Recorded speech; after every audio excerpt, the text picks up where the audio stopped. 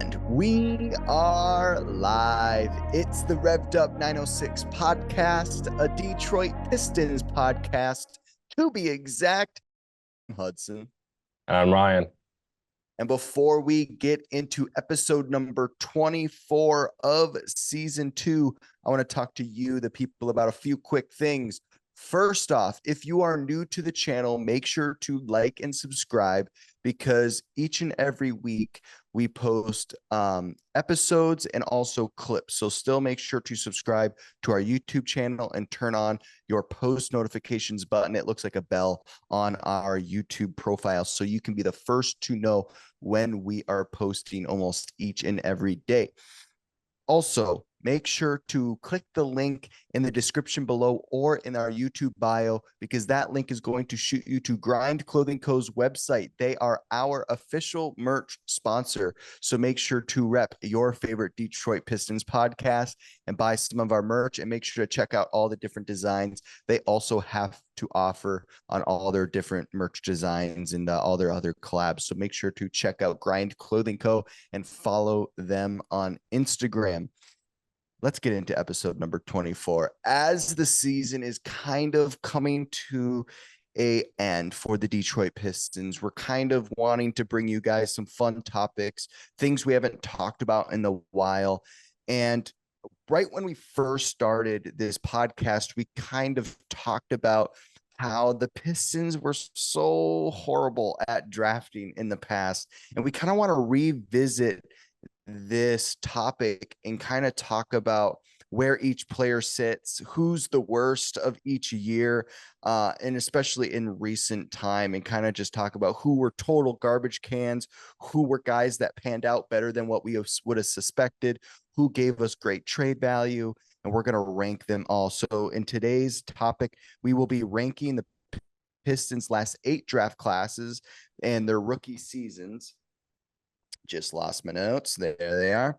And we will rank each individual player's seasons from 2016 to current Detroit Pistons. So let's get right into it. Let's start in 2016, right? We're going to be talking about Henry Ellenson. Also, we are going to be tiering these guys from S to D. So S being A plus, all the way down to a D. Maybe some guys will get an F. We'll see. We'll see what happens. So we're going to be talking about Henry Ellenson, 2016, 2017 season. The Pistons drafted Henry Ellenson, a 20-year-old out of University of Milwaukee. And he averaged, yikes, 7 minutes per game and 3 points, 0.1 steals,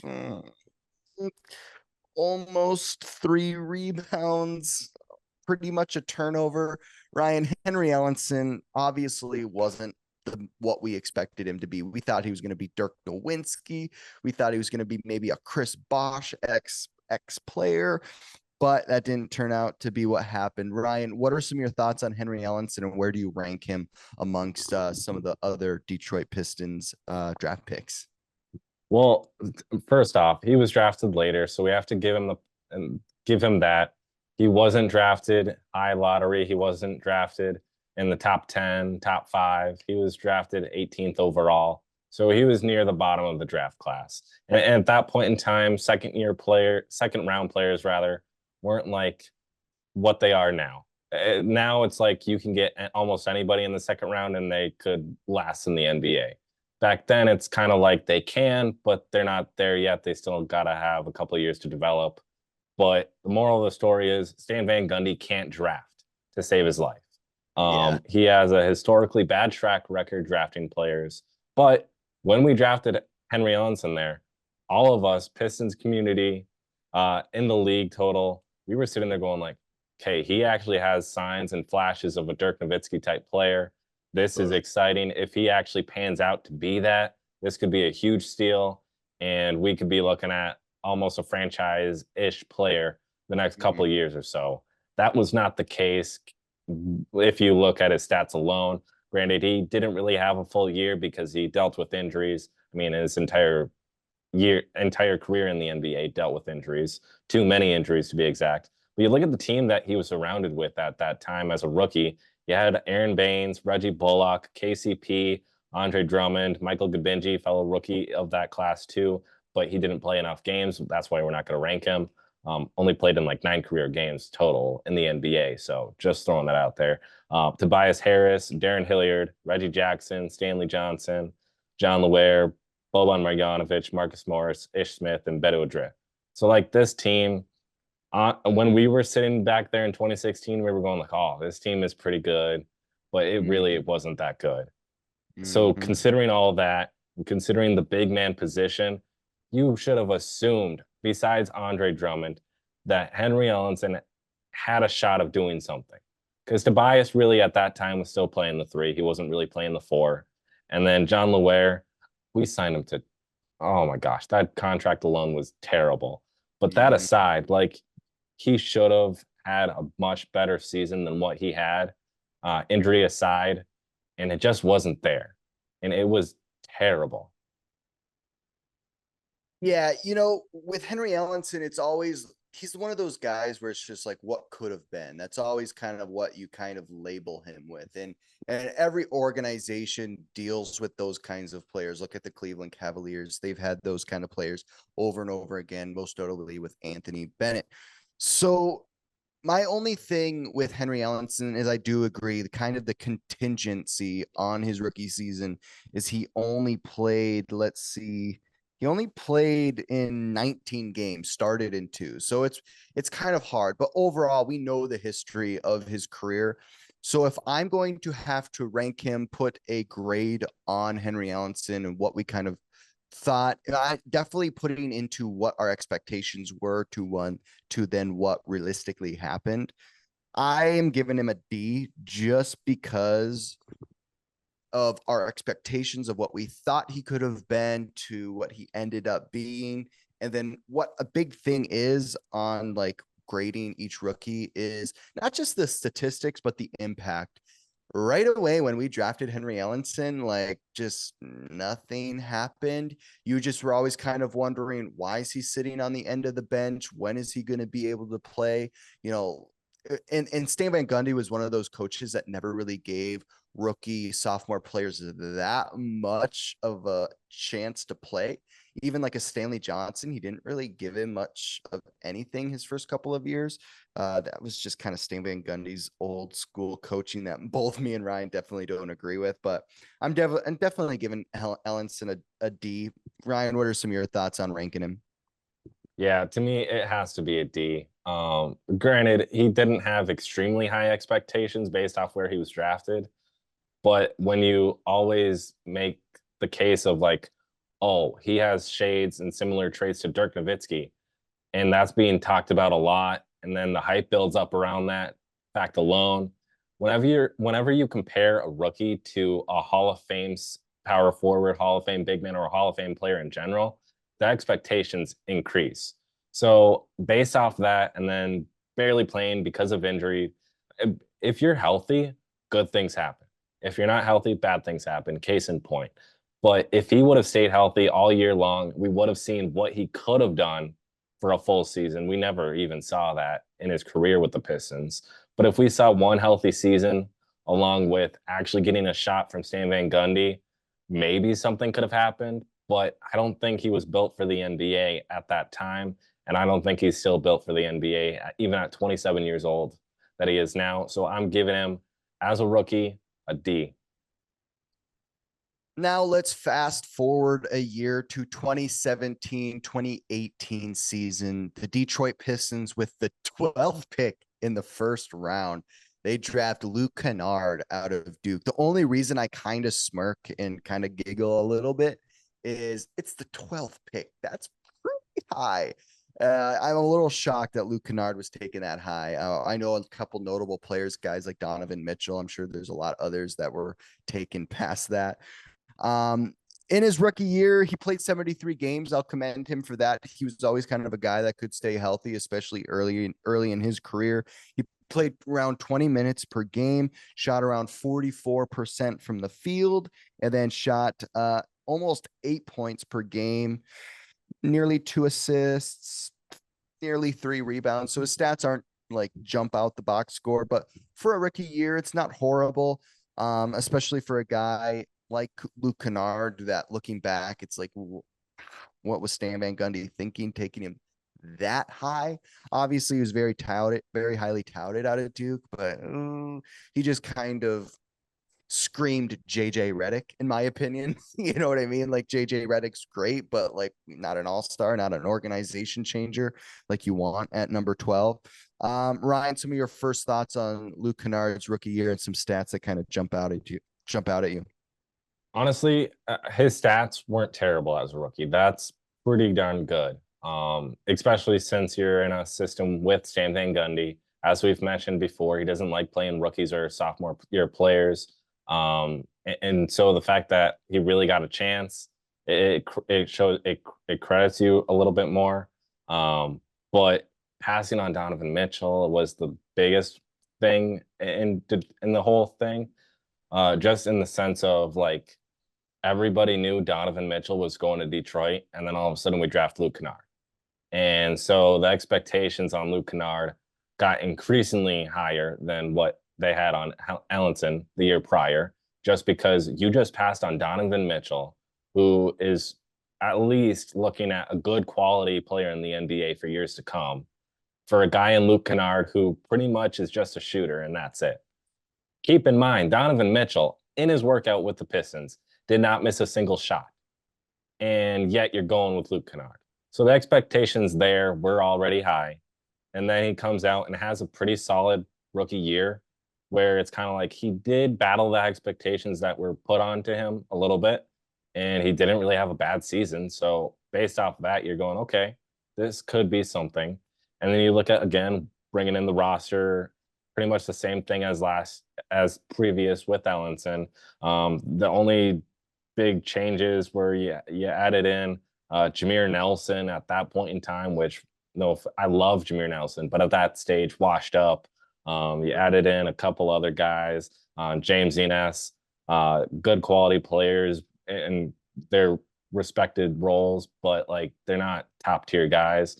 So considering the team, also Blake Griffin, but considering the team, like, of course, Luke Kennard is going to get shot opportunities when you have Tobias Harris around him, or you have Blake Griffin, etc. So based off that, along with the expectations that he had and the whole 9 yards, I would say it was a solid rookie season. Yeah, if I'm giving it a grade, I give him a B, just because after what we've gone through in the last couple of years, it was kind of nice to have a guy to give us what we expected. You know what I mean? Like, a lot of in recent years, we give guys high expectations and then they just kind of fall short a little bit. Where I kind of respect Luke Kennard, because he kind of did at least what I expected.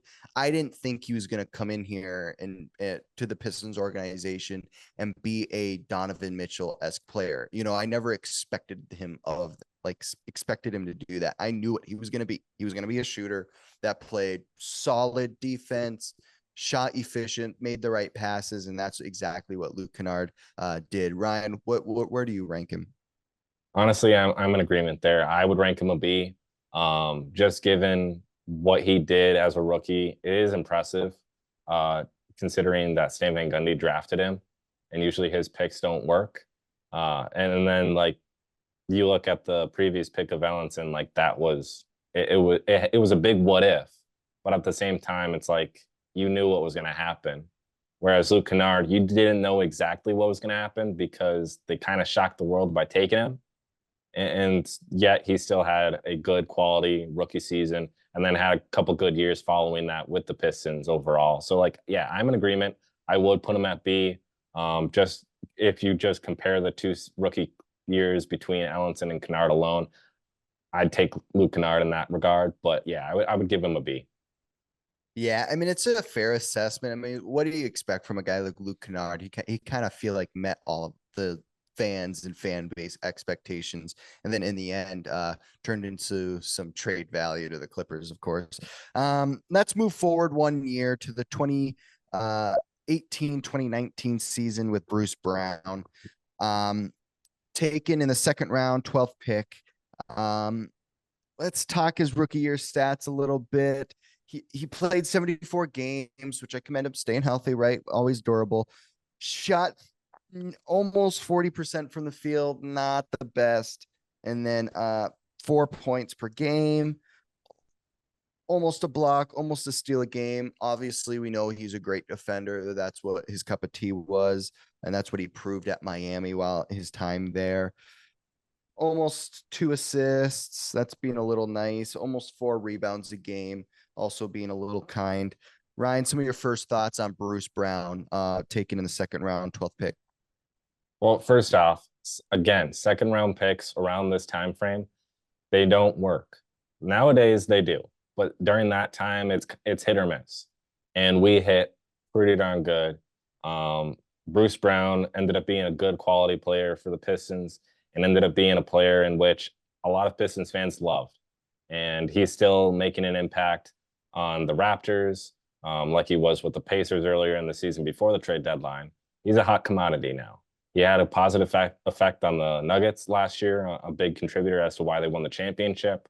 But that's just long story short.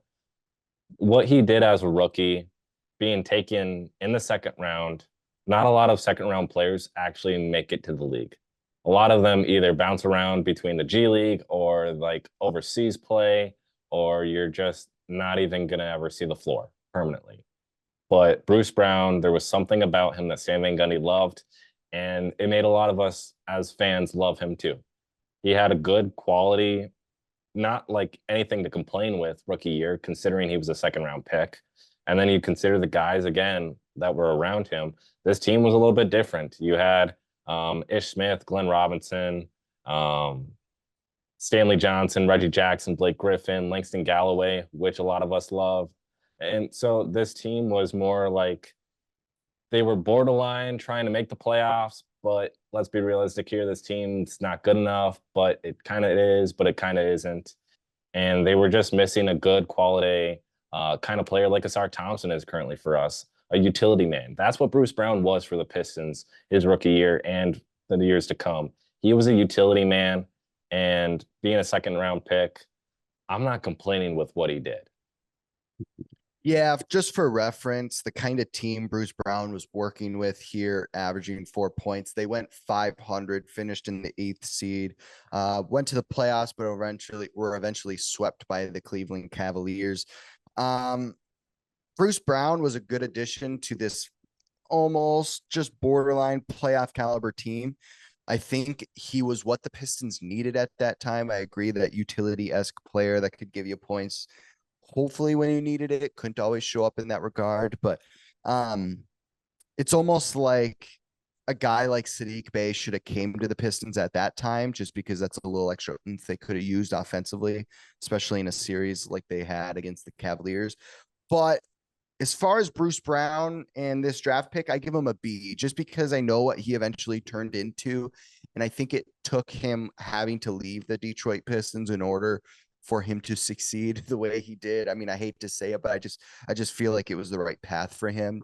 Would I wish the Pistons still had that caliber of a player? Absolutely. But I just think that, the Denver Nuggets needed him. It was the right path. Everything that happened for a reason. So I give Bruce Brown a B, especially because he was, it wasn't like he was on a, worst team in the league type of situation like he is now, like the Pistons are now. He was on a okay team and he made them a little bit better. And, the year before he was drafted, they weren't a playoff team. And then, Bruce Brown gets on that team and then they're a borderline playoff team. So I think he added something to the Detroit Pistons that I think we usually expect of rookies. Ryan, what ranking do you give Bruce Brown? I gave him a B too. Just in the regard of being a second round pick and having a positive effect on your respective team as a rookie is impressive to do. And I fell in love with him. I know you did too. There's a lot of us Pistons fans that fell in love with Bruce Brown instantly just because he was a second round pick alone, including the impact that he had on the team as a whole. It has to be a B for me just because but I will say this. If we're going to compare Luke Kennard and Bruce Brown, I'm taking Bruce Brown over Luke Kennard. Even though Luke Kennard had the better rookie season, I'm taking Bruce Brown just to one-up him a little bit because Bruce Brown, like I mentioned, is a utility guy, and Luke Kennard was pretty much just a shooter, and that's it. But that was just personal favorite. Otherwise, yeah, I would agree. Bruce Brown, Luke Kennard, be overall seasons. So the next season, after the Detroit Pistons go 500 on the season, get swept in the playoffs, they go into the offseason and they think, well, we need some offensive firepower, maybe a slasher, maybe that can do a little bit on just a little bit everywhere. And then they go and get Sekou Demboya with the first round, 5th pick overall in the 2019-2020 season. And then he plays 35 games total. Let me find my stats here. 38 games rather total. Shoots around 39% from the field, 20 minutes per game. Gets basically 4 rebounds a game, 1 steal. That's a little kind. And then almost 7 points per game. Sekou Demboya. If he played more games, I think I would be a little bit happier with him averaging 7-8 points. It's just he played so little. That's not what you want to see a rookie year. I'll preach it over and over and over again. The stats are what it is your rookie year, but stay healthy. Get used to the grind of the NBA season. Stay in the practice gym. Stay on the court. Get used to the speed of the NBA league. Just stay in it, stay healthy. Stats will be what they be, but I always I struggle when players deal with injuries rookie year. Obviously you can't control it, but it's just one thing that you just want to stay on the court your rookie year. Ryan, some of your first thoughts on a injury prone Sekou Demboya? Man, if he would have stayed healthy, given the expectations that were put upon him, because at that time, getting drafted, everybody's going like he could be the next Giannis, and that's it's just interesting to think back on because you had Henry Ellenson who could have been the next Dirk Nowitzki, and then you have Sekou Doumbouya who could have been the next Giannis Antetokounmpo. So it's funny that you look back at these picks and what they were supposed to be because of other people's opinions on them, and what they ended up being is completely different. Just in that sense alone, it's sad. But that being said, his rookie season, I mean, it's not terrible. When you get a rookie to at least score 7 points in a game per season in a season as a rookie, that's not bad considering what team he was on. I mean, he never really got a fair opportunity though either, because he's kind of like the player that's really a stretch 4 but can play the 3. And at that time, you still obviously have Blake Griffin, and you still have Andre Drummond, and then you have Markieff Morris, and you have Christian Wood, and Richie? So you kind of have these guys that are definitely better than Sekou, are definitely going to get more of an opportunity. And at that time, the Pistons were still thinking playoffs. They weren't thinking like, oh, we're going to scrap this, go into rebuild mode. They're still thinking playoffs. And so because of that, the same thing happened with James Wiseman. Granted, Wiseman had a lot more talent than Sekou, but the same thing happened with him in Golden State. He gets drafted into a team that really doesn't need him, and it gets his rookie season kind of washed away because he really never was given an opportunity because he needed to develop still. Sekou needed to develop still. They really prioritized that. They shoved him into the rotation in some minutes here, some minutes there, but he really never saw the floor because he had Blake Griffin in front of him, had Markieff Morris, Christian Wood. Like, he had guys in front of him that were much better than him. And so they're going to get a lot more playing time. So with that being said, not really getting an opportunity to play, but then also being injured a lot.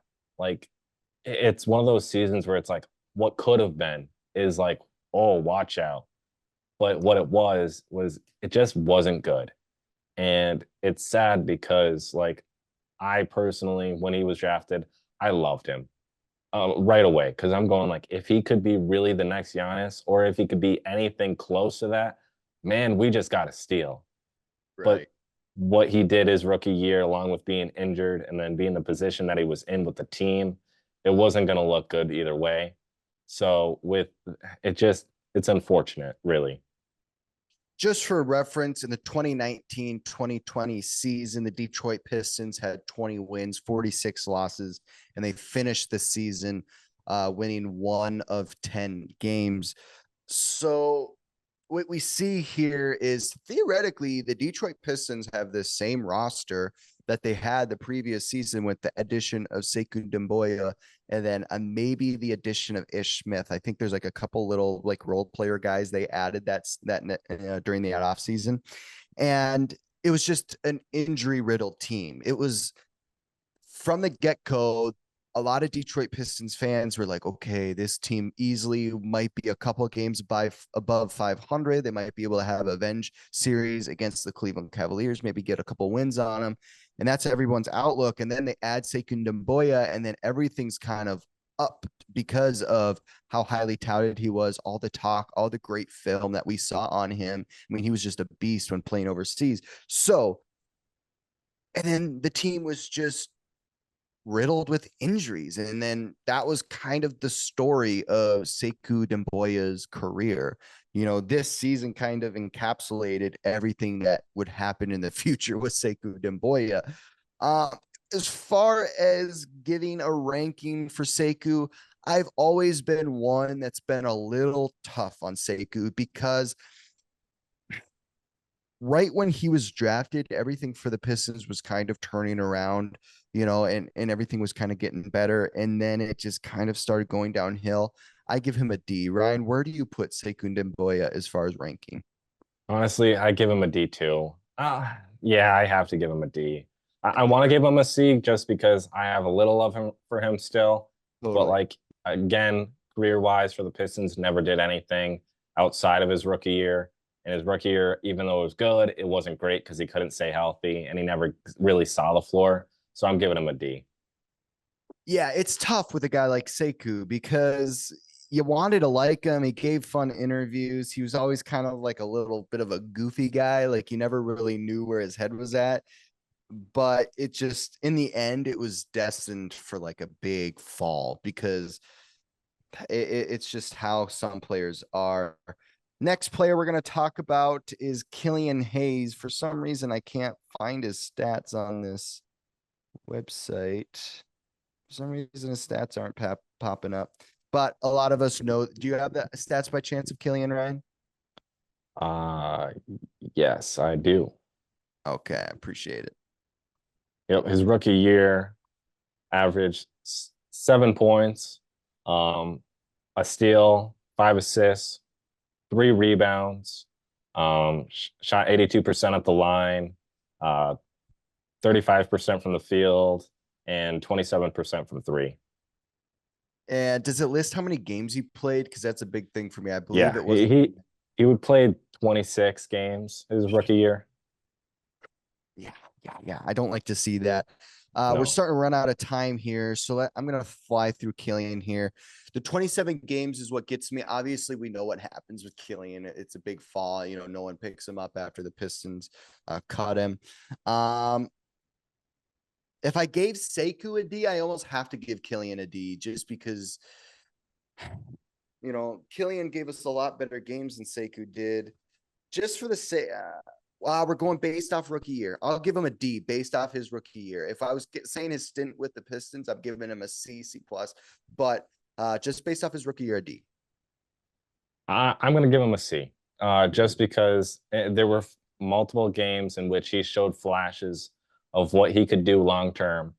And the only thing, if he didn't get injured, we probably would have seen a great rookie season out of Killian Hayes. But due to the injury, we didn't. And that's why you could bring it down to the D. But I'm going to give him the benefit of the doubt just because I love Killian Hayes. And I do miss him. But yeah, I'd give him a C. Later in this same draft, we draft Sadiq Bey in the first round with the 19th pick overall. He plays, let's see. Oh, no, let me scroll down a bit. He plays 70 games. You know, your boy loves to see that. He shoots 40% from the field, scoring 12 points per game, around almost 5 rebounds, 2 assists a game, almost 1 steal. Sadiq Bey, good old throwback. It's kind of weird thinking about him. Ryan, some of your first thoughts on Sadiq Bey and where you rank him. Man, when he came in, he was guns a blazing. He was playing great. Um, I thought at that time, a lot of us did, was Weaver might be a genius because granted, he might have missed on Killian, but he just got injured. That's about it. And so let's see. And Sadiq's looking good. And then what about Stu? Stu's looking great. Saban Lee's looking solid for a second round pick. Like everybody was the hype around that draft class and what Sadiq was doing as a rookie was impressive. And so to me, when you look at the overall season that he had and what, even excluding what he does in the future for the Pistons, I got to give him at least a B. Yeah. Yeah, this is tough. I love Sadiq Bey. I was always partial towards him. Also, he's one of our better rookies, like since 2016 or below, since Stanley Johnson. Even Stanley Johnson didn't have that good of a rookie year. So like to have a rookie that scored 12 points per game. Thank you. Thank you, Sadiq Bey, because you finally gave us a little bit of a shining light through the draft, since Andre Drummond, you know what I mean? So it's like, so yeah, compared to other guys, the 12 points per game, obviously had a little bit of a sophomore slump the next following season. You know what? I'm gonna give Sadiq Bey a B plus. I think that's what I'm feeling. I think so. I think that's what I'm feeling, just because he kind of gave us a shining light. We were all really excited about his sophomore year after those 70 games of just rock solid play. So I'm going to give him a B plus. Let's shoot forward to this season as we're running out of time. The 23-24 season, we draft Asar Thompson. Let me pull up his stats quick. I kind of want to talk about Asar just because his season was ended short. And I just kind of, now I can't find Asar's stats. Oh, here we go. So we drafted Asar with the 5th pick in the. Oh, that's so high. Okay, man. I sometimes forget we drafted him at number 5 in the first round. He plays 63 games, which is solid. I like the 63, and then averages 9 points per game, 6 rebounds, and over 1 assist, nearly a block. Ryan, your first thoughts on Asar Thompson's rookie year?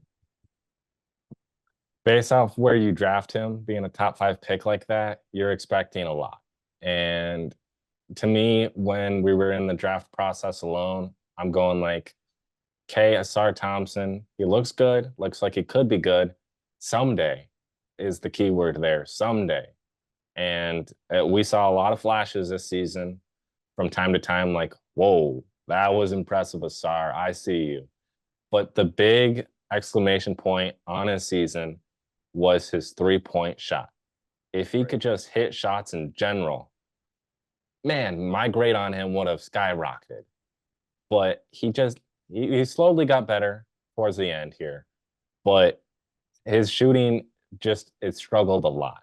And then at times he had a tough time turning the ball over left and right, had a hard time fouling, and not fouling rather. And so to me, based off his season, based off that how high the expectations were, I'm giving him a C.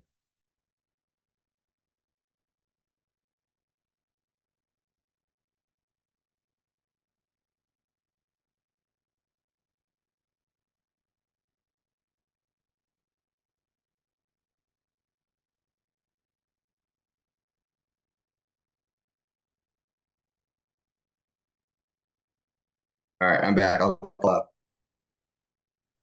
Based off what you gave him, a C.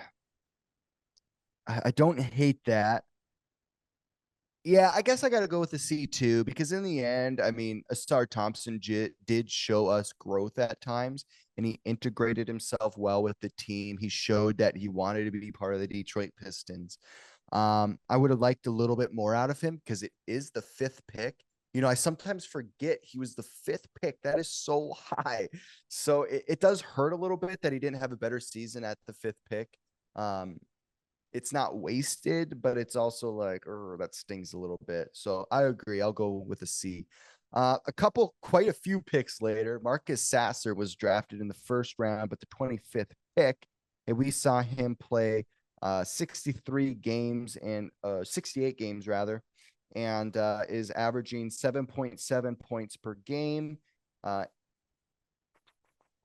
uh, Almost 18 minutes per game, around 3.3 assists, 0.6 steals.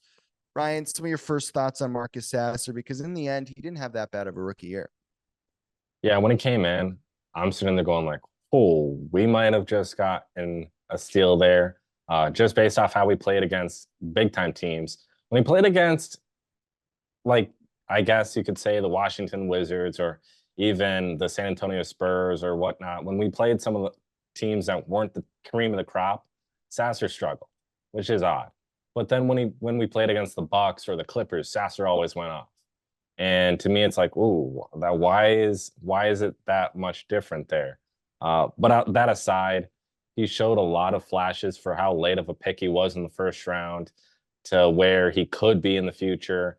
And then even the game tonight, he had a great pass off to Dern in the paint. Like there's moments where it's going like, ooh, he's playing great basketball. But following All-Star break, his shooting struggled a lot. He hasn't been shooting the ball great to finish out the season at all. And it's kind of like, ooh, whoa, what are you doing right now? Why are you forcing that up? Like, I don't know. I don't exactly know how to analyze that. Because he has struggled a lot to end the season. But Right. again, rookies struggle from time to time. I'm sure he's gonna struggle his sophomore year, but he's more of a veteran rookie, being how old he is. So I think it's just a slump for him more so than anything. But with that being said, I would give him a C too, just because we know the expectations weren't high on him being a late first round pick. It was just either is he going to be a boom or a bust? Is he going to be one of those guys that you can uh, put your coat on the rack and go like, "Yep, I'm happy with that," or is he going to be one of those guys that it just sits on the bench or is in the G League playing for the Motor City Cruise long term? What type of player is he going to be? So with that being said, again, I'm going to give him a C. Yeah, a big part and a big caveat to Marcus Sasser's rookie year for me was the shooting efficiency. Okay, so we pick him with the with the 25th pick, right? Okay, well, we come in and we're like, okay, Marcus, all we expect from you is to make shots. We don't need you to facilitate the offense necessarily. We need you to come in and give us points off the bench and play good enough defense where opposing offenses don't go on 15-0 runs. Well, we know that obviously happened. So shooting 37% from the three-point line, would I've liked to see him shoot a little bit more efficient just because he doesn't need to throw up shots. He's coming off the bench. He's not taking, all the minutes in the world. I expect him to shoot from the three-point line a little bit better than that. I would have liked to see his shot selection be a little bit better than what I saw. But out of my expectations for him, obviously everyone knows before the season started, I was like, the player that's going to shock the world, the NBA world, is going to be Marcus Sasser. I was screaming it from the pulpit. I was screaming it from the rooftop. And so for me, yeah, I think I'm going to give him a C just because I wish I could give him a B. I wish I could give him a B, a B plus, whatever it might be. I wish I could do that, but I just can't because Marcus is a guy that I think is going to have a big sophomore year. I'm going to be screaming it from the rooftop, screaming it from the pulpit. I'm going to be doing it again this offseason just because I think there's something to this guy. I just think he had a lot to work with his rookie year, trying to find his role. Where does he fit amongst this offense? Not really having a point guard to kind of lead him. Cade Cunningham just isn't quite there yet in his career. And also with Cade Cunningham not being the most true point guard and like old school point guard, it kind of gives Marcus Sasser like this bipolar thought of like, okay, do I lead the offense? Do I find my own shot? What do I do here? He didn't have like a true point guard like Marcus Sasser is to look up to on the court or whatever, so on and so forth. Where I think if he had a Mike Conley kind of player-esque next to him, I think he might have succeeded a little bit more just because he has that kind of mentorship where he didn't really have that this rookie year. So I'm going to give him a C. I agree. Make sure to comment below your thoughts on all of our rankings with past rookie Detroit Pistons players. Obviously, as we dug deep and talked about the statistics of most players, we haven't gotten a lot out of rookies. I wish we could have had a little bit more time to talk about, Jalen Duran, Jaden Ivey, Cade Cunningham, but maybe we'll have to make a part 2 of this very, very soon. But make sure to like and subscribe, comment below, and we will see you guys in episode number 25. Peace.